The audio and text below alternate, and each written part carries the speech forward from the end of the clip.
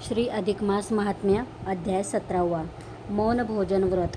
श्री विष्णूला लक्ष्मी म्हणाली, उपवासाचे महत्त्व आणि अधिक मासातील एका उपवासाच्या पुण्यदानाची कथा छान आहे, पण ज्या कोणाला उपवास करणे अजिबात शक्य नाही अशा माणसाने दररोज एक वेळ तरी भोजन केलेच पाहिजे ना।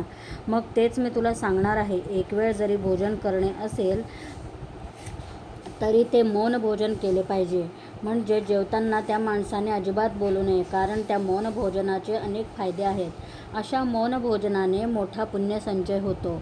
उपवासे जे पुण्य लाभते तेची मौन भोजने मिळते, आणि तयाने सर्व दुरिते लोपती जाण निसंशय।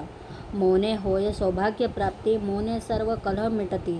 मौनेची लाभे सुखसंपत्ती, मौनेची कीर्ती वाढते। मौनेची होते सुंदर रूप, मौने आयुष्य वाढते खूप। मौनेची हटती सर्व ताप, म्हणून मौन सदा सेवावे। असे आहे मौनाचे महत्त्व। स्नानाच्या, देवपूजेच्या आणि भोजनाच्या वेळी मौन धारण करावे, म्हणजे त्यावेळी फक्त देवाचे नाव घ्यावे, इतर फालतू व्यावहारिक काहीच बोलू नये। अधिक महिन्यात तर या मौन व्रताचे विशेष फलदायी महत्त्व आहे।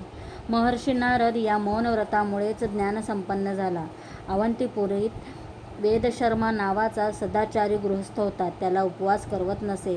मग त्याने अधिक मासात कटाक्षाने मौन भोजनाचे व्रत पाळले, त्यामुळे भगवान पुरुषोत्तम त्याला प्रसन्न झाले। पुढे तो वेदशर्मा निरोगी आणि कीर्तिवान झाला। त्या वेदशर्म्याने स्वर्गात गेल्यावर देवेंद्राला आपले 1 दिवसाचे मौन व्रताचे पुण्य दिले, आणि त्या पुण्याईने देवेंद्राला दुष्ट वृत्रासुराला ठार मारण्याचे बळ लाभले, अशी कथा आहे। असे हे मौन भोजनाचे महत्त्व ऐकल्यावर लक्ष्मी म्हणाली, वैकुंठेश्वरा, मला आता अधिक मासातील काही व्रतांची माहिती द्यावी। ती माहिती पुढे 18 आणि 19 अध्यायात ऐकावी। या ठिकाणी अधिक मास महात्म्यातील अध्याय 17वा समाप्त।